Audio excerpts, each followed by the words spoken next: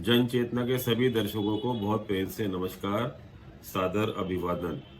आज विषय चुना है मैंने, वो उसका नाम है भारतीय लोकतंत्र के चुनाव।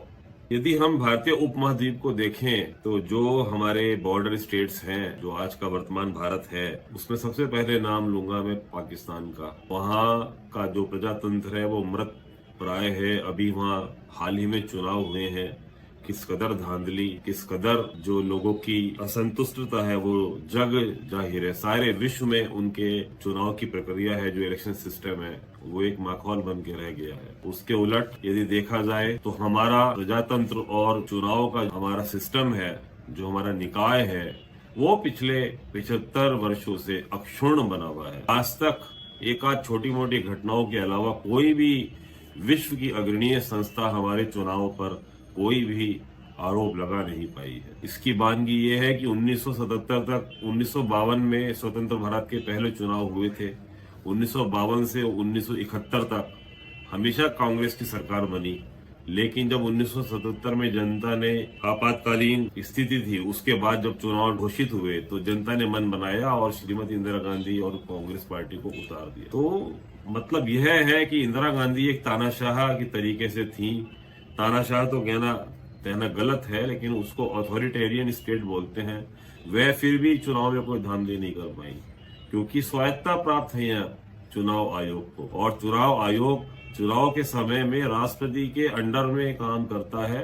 किसी प्रधानमंत्री या जो सरकार होती है उसके अधीन बिल्कुल कार्य नहीं करता। उसमें इतनी ताकत होती है कि वह कहीं का भी चुनाव रद्द कर सकता है, कहीं का भी चुनाव दोबारा करा सकता है, या अपने हिसाब से तमाम तरीके के निर्णय ले सकता है। हर भारतीय को एक गर्व होना चाहिए कि बाबा साहेब ने एक हमें ऐसा संविधान दिया, उसमें जो उन्होंने चुनाव आयोग का पीपल रिप्रेजेंटेशन एक्ट करके एक चुनाव, जो विधि के छात्र हैं या जिनकी थोड़ी सी भी इस विषय में रुचि है कि किस तरीके से चुनाव कंडक्ट होंगे, तो पूरा का पूरा हमारे संविधान में एक चैप्टर है पीपल रिप्रेजेंटेशन एक्ट।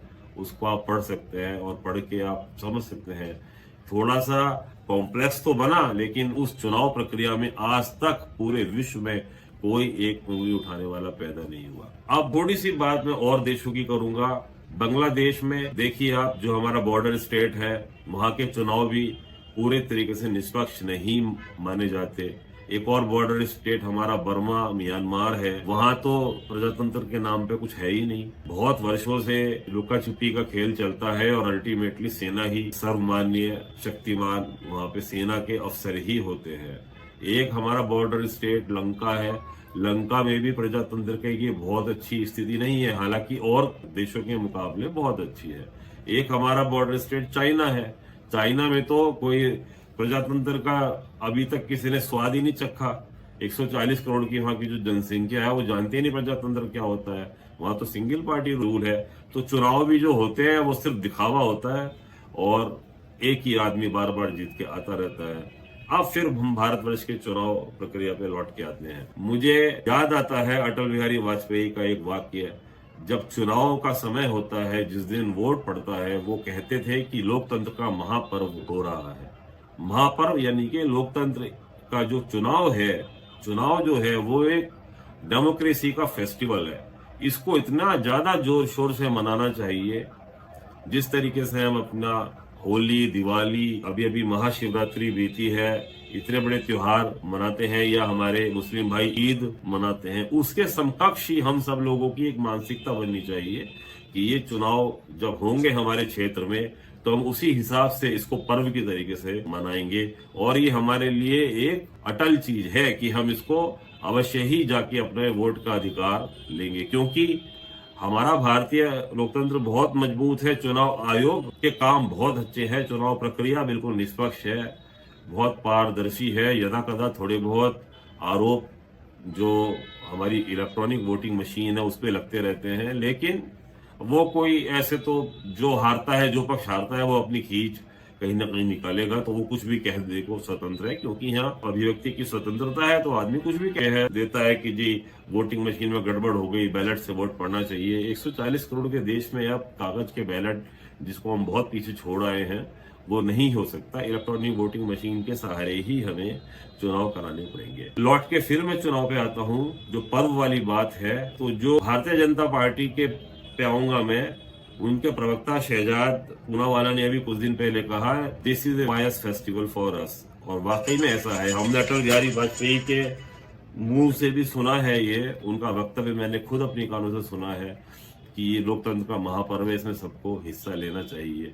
मैं तो यहाँ तक कहूंगा, जिस तरीके से आप होली दिवाली मनाते हैं, खूब पकवान बनते हैं, खूब उल्लास का वातावरण रहता है, उसी उल्लास के वातावरण से अपना वोट डालिए और फिर घर पे आके पार्टी करिए कि वाह, हमने आज लोकतंत्र में अपने जो हमारा अधिकार है उसका उपयोग करा। आप सरकार बना सकते हैं, आप सरकार उतार सकते हैं।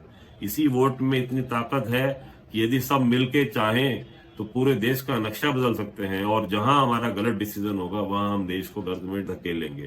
तो आज मुझे इतना ही कहना था कि आप इस प्रजातंत्र के पर्व को, जो कि अभी थोड़े दिनों में ही चुनाव आयोग की प्रेस कॉन्फ्रेंस होगी और वो डेट्स डिक्लेयर कर देंगे, क्योंकि सब चुनावी मोड में आ चुके हैं। भारतीय जनता पार्टी ने तो अपने पहली बार उनके इतिहास में चुनाव की जो अधिसूचना है, अभी वो हुई भी नहीं है, लेकिन उन्होंने अपने डिक्लेयर कर दिए हैं जो प्रत्याशी है।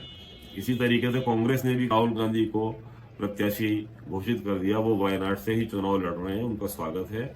हम जरूर चाहेंगे कि वो वायनाड से जीत के आए या कहीं और से भी जीत के आए। हमें एक मजबूत विपक्ष की जरूरत है। इसलिए इस लोकतंत्र के महापर्व को बिल्कुल मेरे जितने भी मेरे मित्रगण हैं, जितने भी इस चैनल के दर्शक हैं, उनसे मेरा करबद्ध निवेदन है कि वो इस बार थोड़ा बदले अपनी जो प्राथमिकता है। ऐसा ना हो कि आप इसका बायकॉट करें या कहीं घूमने फिरने चले जाएं। घूमने फिरने जरूर जाएं, लेकिन वोट डालने के बाद पर्व की तरीके से इसको मनाएं। इतना ही मुझे कहना था। धन्यवाद, नमस्कार।